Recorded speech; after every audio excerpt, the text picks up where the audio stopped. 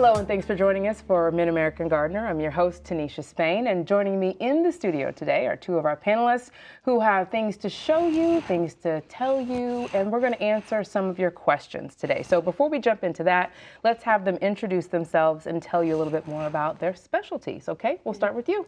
Okay, I'm a Champaign County Master Gardener, a volunteer out at Allerton Park. And my specialties are herbs and vegetables, especially heirloom vegetables, and anything else that comes along. A generalist. All right, Marty. Hi, my name is Martie Alanya. I'm a sort of retired landscaper. I usually work for residential people, but I have done a couple of commercial jobs, and my specialties are not getting any tomatoes off my garden in the summer and letting the weeds take over the clematis. Call me. Yeah. That sounds kind of like my specialty. Diggity. Yeah, okay. Yeah. All right. So as always, we've got show and tells and all sorts of stuff to get into. So it is January, which means the catalogs are rolling in. Booyah! And I just can't wait. I've already started circling and dog-earing pages about stuff I'm going to ruin this spring and summer. Garden porn. So Kay is going to talk to us about her catalogs and what's coming in at her house. Okay, so this first catalog is really not a seed catalog. It's from Kingsman Company, and they do all kinds of gardening accessories. Your pots. So this is where I Gotcha. order my core from. I order blocks of core, but they have all kinds of neat things in here that I'd love to have, but no room. So the rest of these are seed catalogs. This one's another favorite of mine. It's from Maine, and it's called Pine Tree. And they have a lot of really nice seed varieties. And all these catalogs have a lot of good information on the type of seed, the plant you're going to grow, and some growing conditions, and all kinds of pretty pictures and make you want. This one is Southern Exposure. It's a seed company, and again, they're a really reliable company. They're out of Virginia, so they tend to have things that do a little better in southern climates. But I've ordered a lot of seeds from them, and they do really well here. I'm leaning toward the pine tree, because if it'll grow in Maine, yeah, it's already here. Yeah, it's going to grow here, that's for sure. This one is Old House Catalog, and they do mostly bulbs. Okay. So dahlias, they've got gorgeous dahlias. Tulips, daffodils, crocuses, all the bulb things. And their bulbs are always really nice and do really well. I'm addicted to dahlias, and They're beautiful. they are. And they are surprisingly easy to grow. They are. You stick the bulb in the ground, and There it is. Somebody gave me some one time, and I'm like, okay, I am not digging you up. You do your thing. That's good. Live or don't. Happy for. Oh my gosh, they got this tall. They have these fabulous ones. I'm like, okay, I may yeah, dig you mine up because get you're huge. amazing. Sometimes the blooms are this big They're around. They're called fantastic. dinner plate Dinner plates, dahlias. Yes, big as I your think John face. grows those. They're Yeah. fantastic. Yes, I've heard him mention those before. And of course, the last one, I saved the best from last. This is Seed Savers catalog. In addition to their yearly book of seeds that people offer, they actually have a catalog and sell their seeds. And this is a nice, because there's some little articles in here about things, and it's like a magazine / catalog. it is. It is. This article, I got it upside down, is about Italian sausage with crushed. Oh yeah, they got recipes. Recipes. You can't beat that. Two of in those there. catalogs. Wow. I get the big ones, the Gurneys, the Jungs, but a couple of those I have not heard of. So I'm going to try to get on the mailing list. I really like them. These particular ones they're reliable. their seeds are good. You know, they're nice seeds. Now, is it time to order, or is this Yeah. the make your list phase of life, or Well, is it time to get your orders in? I would order pretty soon because sometimes, especially these smaller companies, will run out of seeds. Yeah. And, you know, it's getting time to think about starting the early spring broccoli and, you know, things like that if you want to So start exciting. stuff I at know home. it is. It's January, but we're getting there. I have a big south And what else window. is there to do in January? What else is, you can only, you know, wipe your trowel off and sharpen your spade so many times, right? I was like, I'm ready to get in the dirt. And Okay, it's a good time to think about designing your garden, too. it's true. With light needs and all that good stuff. Okay, excellent. So if you've got catalogs coming in, now is the time to order. Yep. All right, Martie, we're going to go to you with some pruning. some pruning. There was a question sent in about a tree that got broken. Or was that your tree that got broken? That was not my tree. It was in here, It wasn't it? was, Yeah. let's see if I I was can thinking it find was. it. I don't see one about the cold snap. But there, I do remember there being a question about if your tree was damaged in the cold weather. Can you prune it now, or do you wait? I would wait. I would definitely wait to do that because the dead isn't going to come back to life. And, oddly, and in the spring, you can see exactly how much dieback you got. So where it leaves out, you prune off the dead. In fact, I would recommend you prune back into the greenwood to the next node. And when I say node, I mean node. Okay, pretend this is a tree. Pretending. And it got good, thank you. And and it got some damage. So you try to break that off, and then this one's growing down. That's not good. So it's better, in my opinion, if you take this whole branch off. And when you prune, there you go. When you prune, there's a flat side and a not flat side to your pruners. Put the flat side next to the plant and cut it off like that. Don't leave a stump sticking out. Don't do that. I mean, there's going to be a little bit of a collar there where that grew out, but don't leave like, don't do this. Especially don't do, I'm left-handed, so I'll spin it around. People want to prune and they'll just cut right there. Okay, this is a dead stick, so don't get all bent out of shape. All right, this is where, if it was a live plant, this would grow out again, and this would grow out again. But people cut right in the middle and they cut flat. Don't do that. Cut at about a 30-degree angle, right above a node. Can you see that? Mm-hmm. And if this were my tree, I'd take this off altogether. But then, yeah, if you have dieback in the winter, I just picked this birch branch up out of my yard because I'm a professional. Don't try this at home. Okay, so anything that's crossing, you want to take out when you're pruning. I don't have any crossing branches here, but this tip is broken, so I could take it back to this growth node, and I think that's what I would do. If I took it back all the way, remember this is a huge tree and I'm using a pole saw. So if I took it back to here, this branch is what would grow up, and it's just not, it's growing in toward the tree instead of out, so probably I would take that off as well. So this is one of those things where you cut, then you step back. Yes, yes. Kind of mentally map out not just where the branches are now, but like you just did, where they're going to go. Yes, yeah, and okay, one more. If this was your branch and it died back to here, okay, if you have a good strong node there where those are growing out, you could cut back to there, add a 30, take that whole thing off because it's dead, okay? When you get leaves here and you don't get any leaves out here, that's not going to get any better. So take the whole thing off and go back into the greenwood, like I said, an inch, maybe 2, depending on the size of the branch, because you want them, you know, don't just cut the dead off and just leave that. That's not cool. Now I know you said wait, but let's say, for example, we've had a lot of wind. let's say I've got a branch that's hanging. If you got a hanger, you probably need to get it out of there. Get it out of there. Okay. Yeah.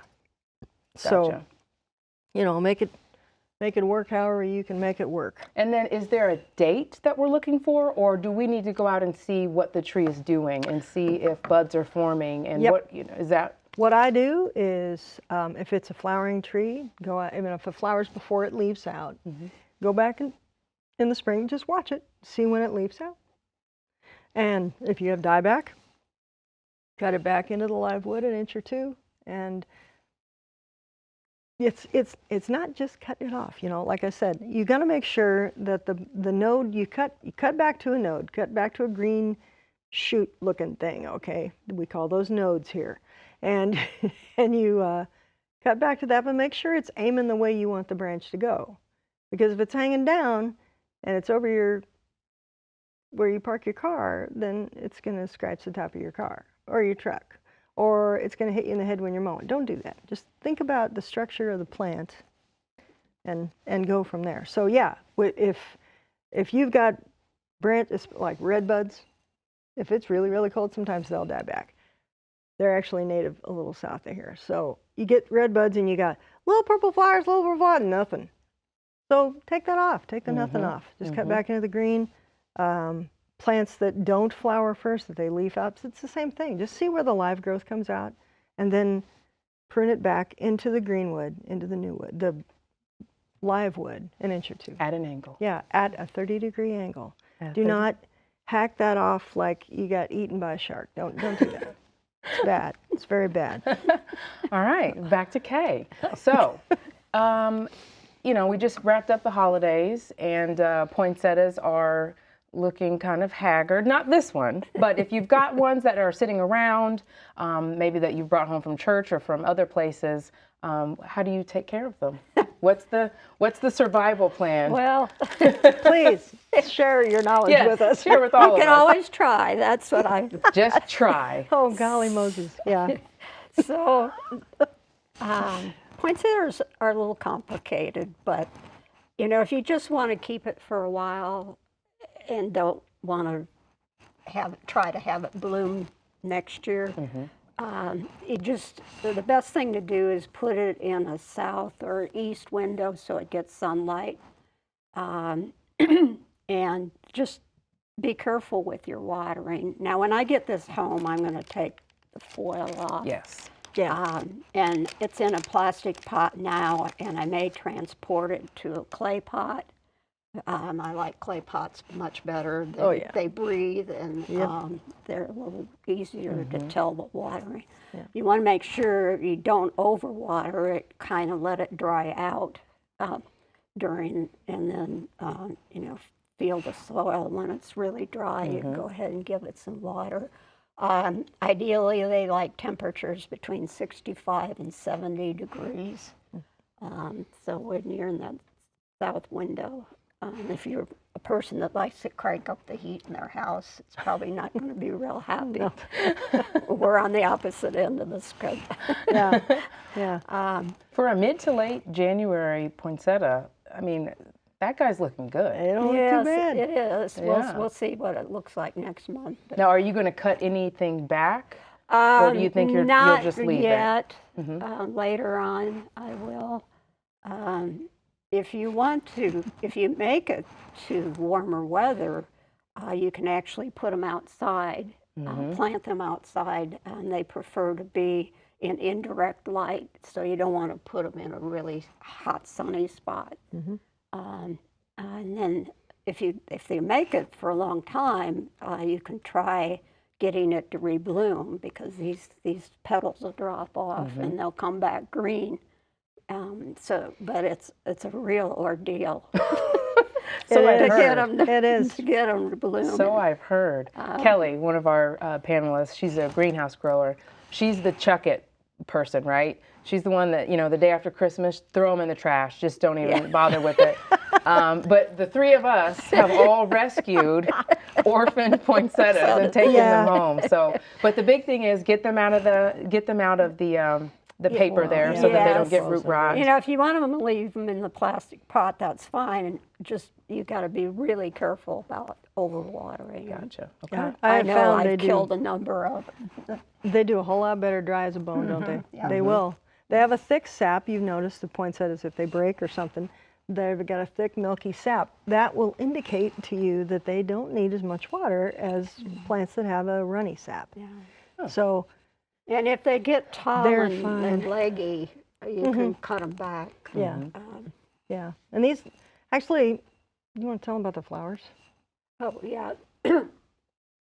These are the flowers in the middle here. They haven't turned yellow yet. They're still kind of green. Yeah. But So it's got some, it's going to bloom soon? well, yeah, they'll turn yellow. Uh-huh. And The then little flowers that's, in there? That's the bloom. That's Yeah. it. These aren't petals. These are leaves that turn red. They're referred to as bracts. And all they do is help the pollinators find the plant.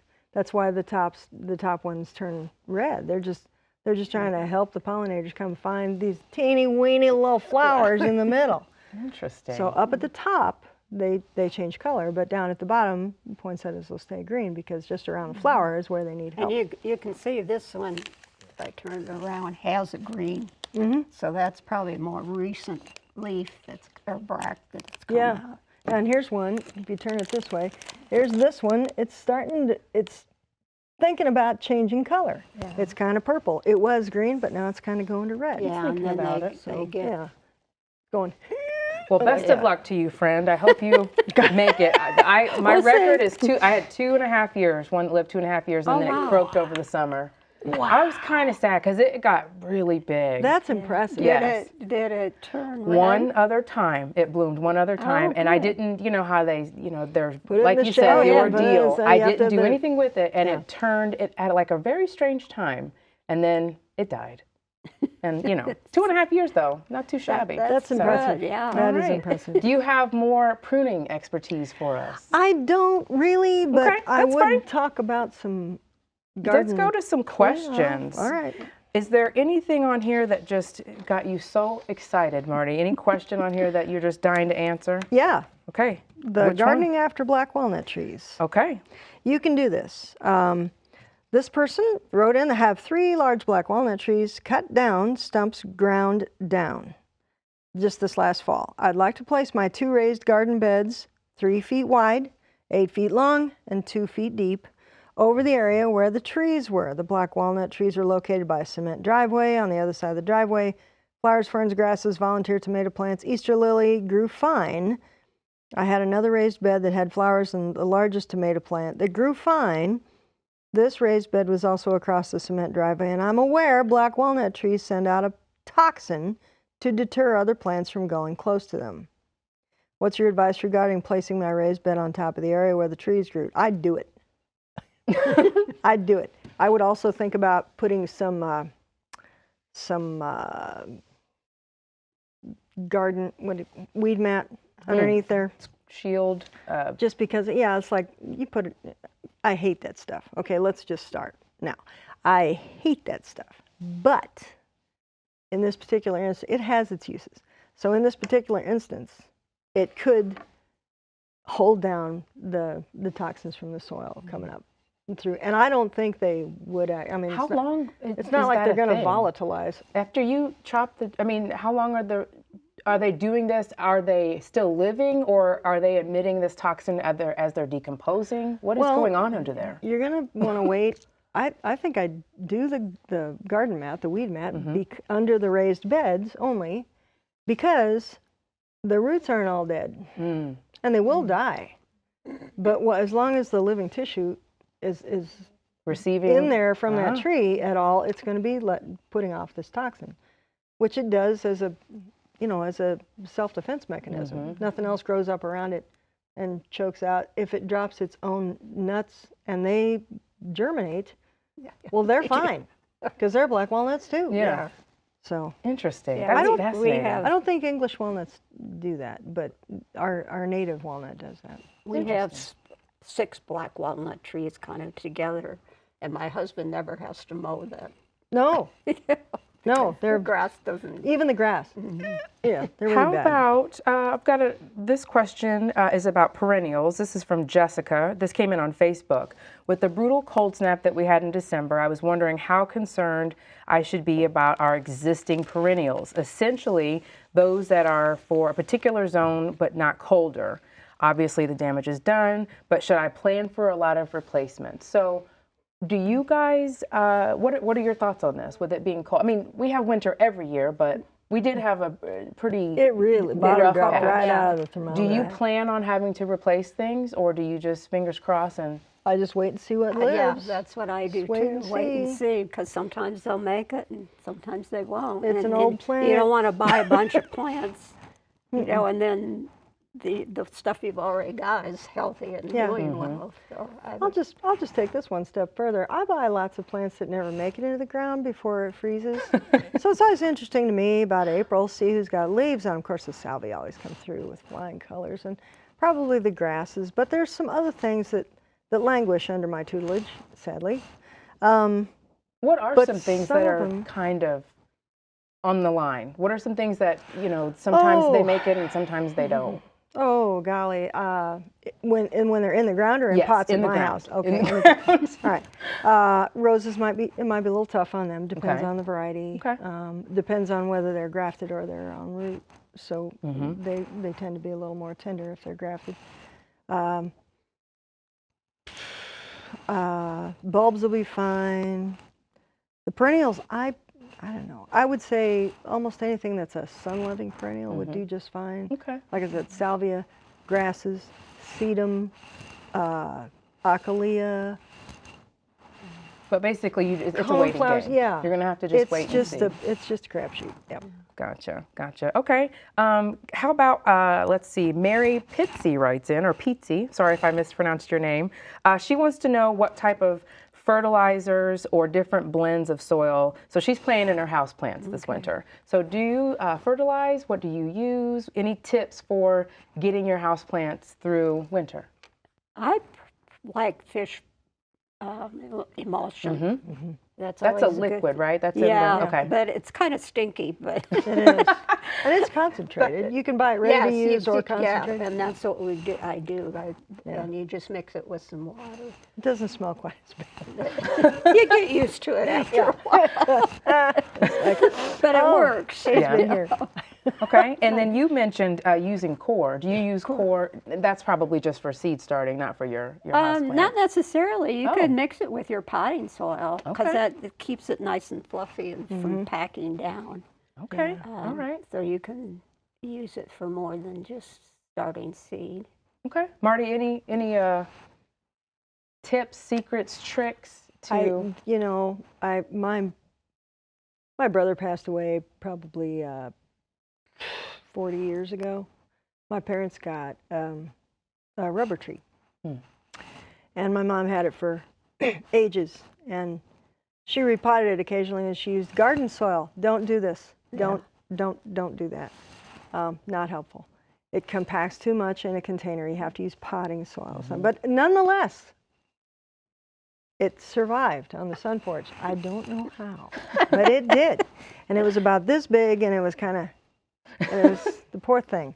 So she moved into an apartment where there were no good windows, particularly not for those kind of plants. And then there was a heat register right under the window. I'm like, Mom, I'll That's just not gonna take work them with out. you. Okay, I did.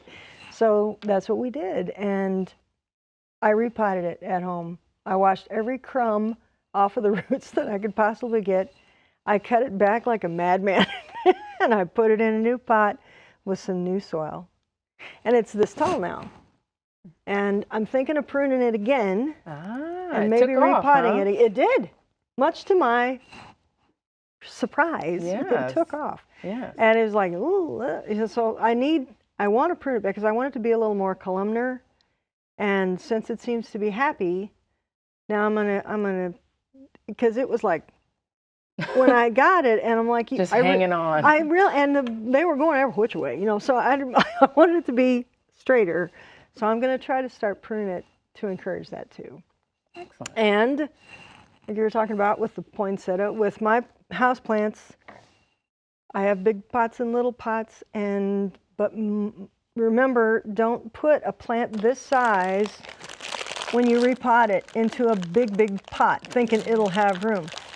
Houseplants need to have tight shoes, and if they don't, there's too much soil. When you water and you saturate the soil completely, they're much more prone to root rot because it's just too much dirt. It's not the earth. You know, it won't dissipate. It'll just sit there in that pot. And because this doesn't seem to the ordinary mind to be true, but the roots have to have air.